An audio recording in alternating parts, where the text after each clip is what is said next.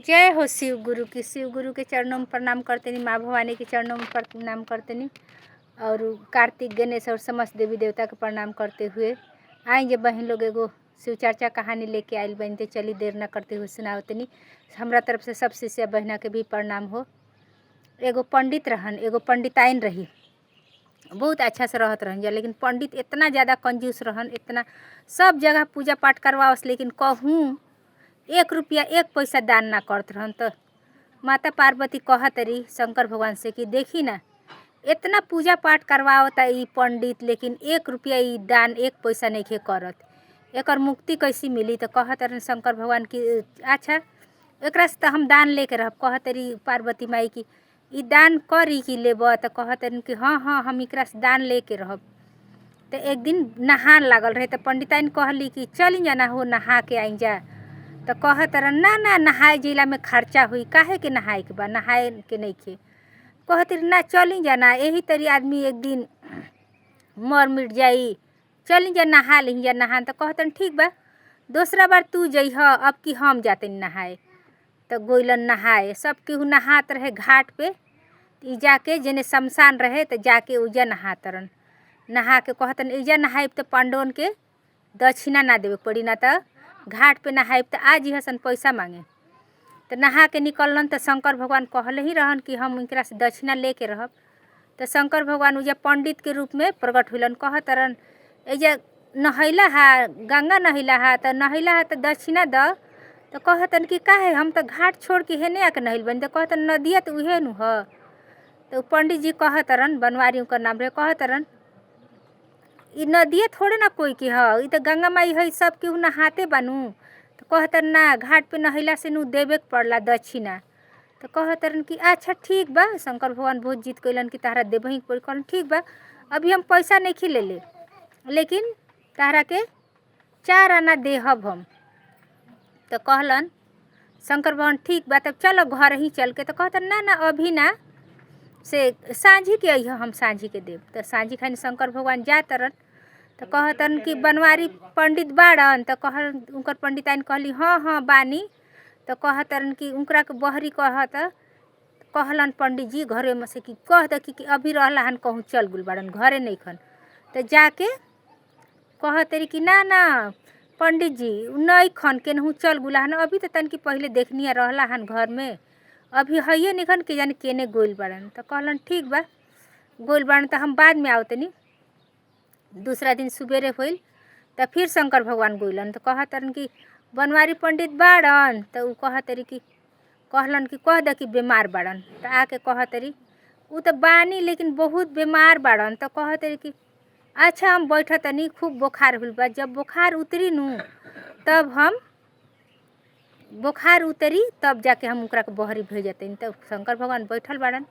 कहलन कि आज तो इनकरा से दक्षिणा लेइए के जाइब। तो पंडित का कहतरन इनकरा के दीही दक्षिणा। थोड़ी देरी होता तो कहतरन खूब जोर जोर से रोई है और कहिए कि हमार पंडित जी मर गुलन। तो वैसे ही अब उ का करस, उनकर पत्नी पंडित के कहतरी कि दे दीही ना, इतनी से पैसा देला में का हो जाई, 4 आनी दे दीही, कौन सा नहीं खे। तो कहतन ना ना बिना कारण हम पैसा देब कोई के ना देहब, तू जा ना। खूब रोई है और कहिए कि हमार पंडित जी स्वर्ग सिधार गुलन, मर गुलन। तो आके बहरी अब खूब रोए लगली जोर जोर से। कहतरी अरे हमार पंडित जी तो मर गुलन, बीमार रहला हन, बुखार रहला। सब बस्ती के आदमी जुट गुल जुट के आगुल। अब वो सांस रोक के पड़वन। तो कहन जा कि अभी तो मरिए गुल बाड़न, तिनकरा के अब ले जाइल जी। तो का कैल सब आदमी चीता बनाए लागल, बना उना के अब सब उनकरा के अथी कौ के चीता पे अथी अर्थी पे लेटा दिलन जा। लेटा के अब कहतरन जा राम नाम सत्य है कह के अब अर्थी भी उठ गई। तो शंकर भगवान उनकरा से कहतरन कि 4 आना खातिर का तू अपन जान दे देब, से पैसवा काहे नहीं खदे। तो कहतरन कि कुछ नहीं खन बोलते नहीं खन कुछ। तब जा शमशान में पहुँच गुलन जा शमशान घाट में। अब चीता उता बोझाइल, बोझा के अब वो पे पंडित जी के, बनवारी पंडित जी के अब सुता दिहल गुल। तो कहतरन शंकर भगवान फिर कोई के दिखाई नहीं खन देत, उनकरे के दिखाई देतरन पंडित जी के। कहतरन कि का होइल, देब कि ना देब, अही तरी कह दी आग लग जाई। तब तक उ कुछ बोलते नहीं खन। कहतन कि वाह ऐसन आदमी तो हम देखले ही ना रहनिया कि 4 आना खातिर ही बहुत पहले के बात है, कहानी है। 4 आना ओघरी खातिर बहुत होत रहे। कहतरन कि 4 आना खातिर ये अपन जान दे दिहन। ऐसी कहत कहत बस ओने चीता में आगी लगा देतन जा। अब चीता जरे लागता लेकिन वो अभी उठत नहीं खन। तब शंकर भगवान ओइजा चीता के ऊपर ही प्रगट हो जाता। कहतन कि तोरा ई कंजूसी से हम बहुत प्रसन्न बनी। सब केहू के दान जे दक्षिणा से हम प्रसन्न रहिला, लेकिन तोरा हम कंजूसी से प्रसन्न बानी। अब बर मांग तू। तो कहलन अब शंकर भगवान जेकरा के दर्शन दे दिहन उनकर तो ज्ञान खुलिए जाई। उठ के बैठ गुलन। शंकर भगवान हाथ फेरनी, चीता बुत गइल। कहतरन कि हम तो ठीक हो गइनी। सब आदमी उठ जाए लागल। शंकर भगवान कहलन कि बर मांग। तो कहतरन का बर मांगी से जेकरा के आप दर्शन दे देनी ओकरा खातिर अब कौन चीज़ रह गइल बा दुनिया में। आज से आप जौन भी कहब उहे हम करब। आप जौन कुछ भी कहीं से हमारा अब ज्ञान हो गइल। का करब जे हमनी के बाल बच्चा हइये नइखे से का करब जा राख के धन संपत्ति। जौन कुछ आप कहब उहे हम करब। तो कहतरन शंकर भगवान तहार आत्मा बहुत निर्मल बा। सबके ऊपर सब कुछ कृपा ना होला। ओइसे हम तहरा ऊपर इतना कृपा कैले रहनिया कि तहरा के दर्शन दे देनी। इतना पुण्य आत्मा हो के तू दान धर्म ना करब तहार मोक्ष कैसे प्राप्ति हुई। तो कहतरन ठीक बा आप हमरा के मार्ग दिखाई, हम जौन जौन कहब करब।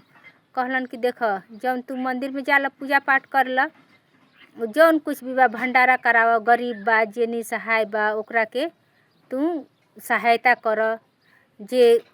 जेकरा भी खाए के नइखे ओकरा तहार जितने सामर्थ बा, जितने आदमी के तू पेट भर सकत रह उतने आदमी के दान दक्षिणा खाना खिलाव। सब करब त तहार मुक्ति बनी।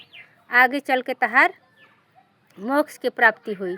से वही खातिर सब केहू तो इतना दान धर्म करला तबो हम उतना प्रसन्न ना होला। लेकिन तहार कंजूसी पे हम प्रसन्न हो गनी कि 4 आना खातिर आदमी एगो जिंदे जल के मरे के तैयार बा। वही से तब उठ के ओजा से भगवान के प्रणाम कैलन। कहतरन कि ठीक बा आप जैसी कहब नु वैसे ही करब। ओजा से अब आवतरन घरे। उनकर तो पत्नी जानते रही लेकिन फिर भी चिंता करत रही कि ई मत होके कि 4 आना खातिर उ जर के मर जास और उठस मत। अब 4 ओर से चीता धली तो जरिए जिहन। खूब रोवत तरी। अब कहतरी कि हमरा के तो कह देला हन कि मरल कह द। अब उ तो घरे से लेके चल गुलन जाते। उ खूब रोवत रही और कहत रही कि जिंदा बाड़न।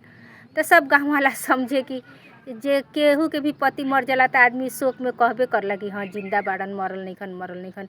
उहे सोच के सब मेहरारू सब धरत रही सन। उ कहत रही कि हमार पति मरल नइखन, हमार पति तो जिंदा बाड़न, हमार पति के रोको लोग, जराओ लोग मत। तो सब मेहरारू सब सोचत रही लोग कि शोक में डूब के ऐसी कहतरी। कोई भी तो यही तरी कहला नु कि ना मरल नइखन। अगर सचमुच के भी आदमी मर जाला तब तक उनकर पति आ जातरन। सब औरत देखत लोग कहत अरे ई तो सचमुच के जिंदा बाड़न। तू कहत रही कि हम कहत रहनी नु कि जिंदा बाड़न, मरल नइखन। खाली झूठ मूठ के मरे के नाटक कैले रहन। एगो पंडित जी के दान करे के त ओजे जाके कहतरन कि पंडित जी ना रहलन, उ साक्षात शंकर भगवान रहलन। हमरा से दान देवे खातिर इतना हमरा के प्रेरित कैलहन लेकिन हम उनकरा के दान ना देनी है। अइलन आके उनकरा के जितना उनकर पैसा रहे उनकरा ले जाके कहत। अब तो शंकर भगवान अदृश्य हो गइल रहन। ले जाके मंदिर में चढ़ैलन, सब दान पुण्य कैलन।